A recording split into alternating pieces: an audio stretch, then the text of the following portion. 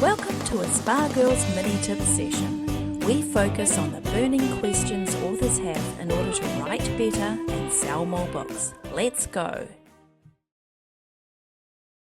Hi, and welcome to the spa. This is a Spa Girls mini session, brand new, very exciting. Whoop, and whoop, today, whoop. whoop, whoop, today we are talking about 5 mistakes that newbie indie authors make. So, Wendy, what's number 1? Thinking your first book is going to sell you millions. Now, this is a trap we all fall into. We finish the book because it's just got so much enthusiasm and we've loved it and it's like the best thing ever out there. But we forget and we lose sight of the fact that this is a long game. First book I published was traditionally, I sat back and waited for the millions to roll in and didn't do what I should have done, which get on the next book and start going for longevity. And that's the thing about this career, unless you're an outlier, and that's very rare, chances are your first book's not going to make you millions. So just be realistic, I think, is what I want to say there. Perfect. Yep. Number 2, Cheryl. So, the second mistake, and this is actually a doozy, is not getting your work edited.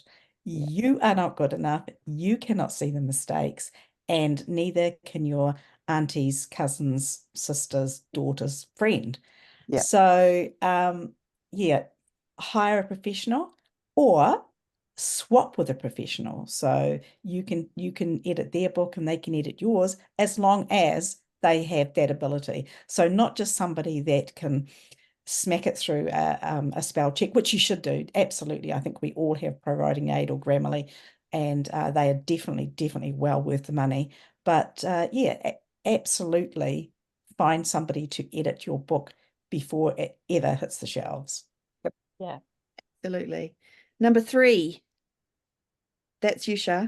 Is it really? Yeah. That's Sorry. 3 already. I'm just so not used to this fast pace. No, I way Wow. unusual. Okay, so this Yeah. is covers. It's similar to editing. This is where you really need a good cover. And by a good cover, I mean one that your readers will understand what your book's about, not necessarily what you've envisaged in your head. So you've got to really meet the market for your covers. So if you're writing a paranormal romance with wolves, you need to look at those covers with for those similar type of books, and yours has to fit in. This is not the time to be an outlier. This is not the time to be different.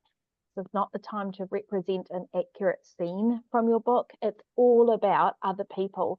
And it's fine for you to have an image in your head of what it looks like. And if you want to go ahead and draw that yourself or whatever, that's fine, but keep it for your office wall.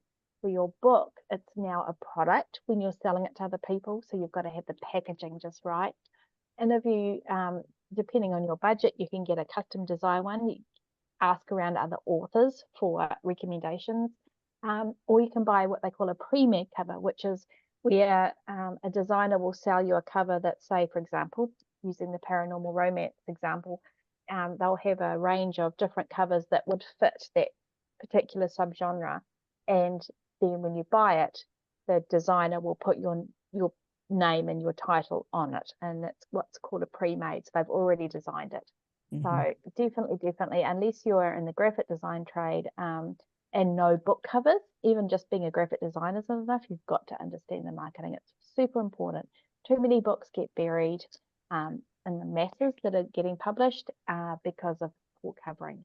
If somebody is not attracted to your book, then all the wonderful story inside is not going to make any difference if the packaging is wrong. Yeah. Harsh, but Very fair. true. That's true. Very true. Okay. So that goes to number 4 then, I believe. Guys, Are we going? that's you, I Number 4? believe. Counting. Good G'day. counting. It's me. Go, I'm Turtles. good at the counting. Nice. I am. Counting. Okay, Number 4. so number 4 newbie mistake that newbie authors make is thinking that family and friends are going to buy their book, part 1, and part 2 is actually you thinking that you really do want them to buy your book because you don't. So often family and friends that we think are going to buy our books don't, which is kind of shocking in some ways. I remember thinking that I was going to get certain people buying it, and then they didn't. And then actually, I remember us all having this conversation about it. Yeah. And then hurtful, weirdly, right? Because you don't feel supported. It is hurtful. Yeah. So you kind of think, oh, why are they not supporting me? But actually, honestly, you don't want them buying your book because Great Aunt Mary reads thrillers and you've just Mm. written a happy rom-com, and Mm. she goes onto Amazon with her thriller background and reading history on Amazon, purchases your book, and suddenly the Amazon algorithm's going, oh, I didn't realize this was a thriller. And then suddenly Mhm. you're getting shifted over into being recommended to other people like Aunt Mary. Did I call her that? Yeah. Great Aunt Mary, I think it Great was. Aunt Mary, actually. Great Aunt Mary. I do Yeah. actually have a Great Aunt Mary, or I did Nice. once Yeah. upon a time. Yeah. And suddenly Amazon's going to start offering your book up to other readers like Great Aunt Mary, who are thriller readers, and they're not going to want your rom-com. Like, you're getting the wrong readers. So you only want people who read the kind of books that you've written to buy your book, and because you're training the Amazon algorithm, you're training all of those automated systems. Nix Aunt Mary. Yeah, Aunt Mary not allowed to buy. I guess the caveat is if Aunt Mary just loves that kind of book and that's all she absolutely. reads, That's right. perfect. She is your target audience. You win. Yeah, 100%, You win twice. 100%. Yeah, win twice. Family's buying it and you're getting the right audience. Yeah. So I think if your family want to support you, maybe they could be telling others about your book. Yeah.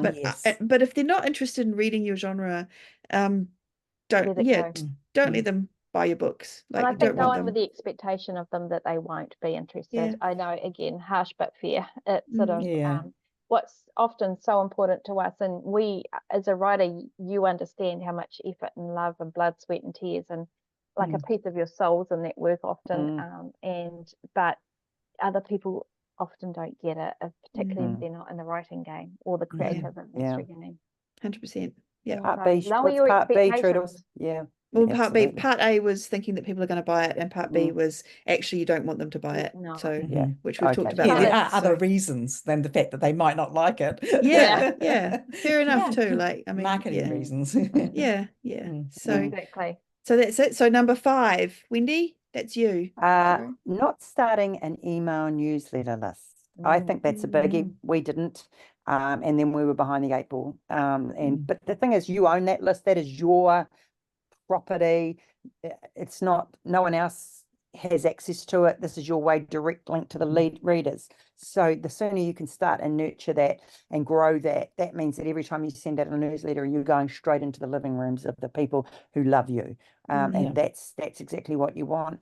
There is so much stuff out there about what to put in them, even before you start to sell your first book. You can put snippets and covers and all sorts of things, but start your email newsletter and get it kicking over now. And we'll talk more about building lists and stuff at a later date. But for now, basics is start your email newsletter. And you can start it before you publish the book. Even we know authors who've done that very successfully. It's not as crazy as it sounds, because it does sound crazy, right? To start a newsletter list when you don't have a book, but it's not. But it's not. We promise. We promise it's not crazy, and it's something you should do. Yeah, we're crazy, but I don't think it's crazy for you to do that. No, it is not crazy. All right, that's our top 5 tips for, well, not tips, it was actually mistakes that newbies make, and we've given our tips on how to rejig those mistakes into positive things. So awesome. Thanks for listening. Stay tuned for answers on all of those 5 things. For more on all of those topics and this Spa Girls mini sessions. Awesome. See you all. Bye. Well.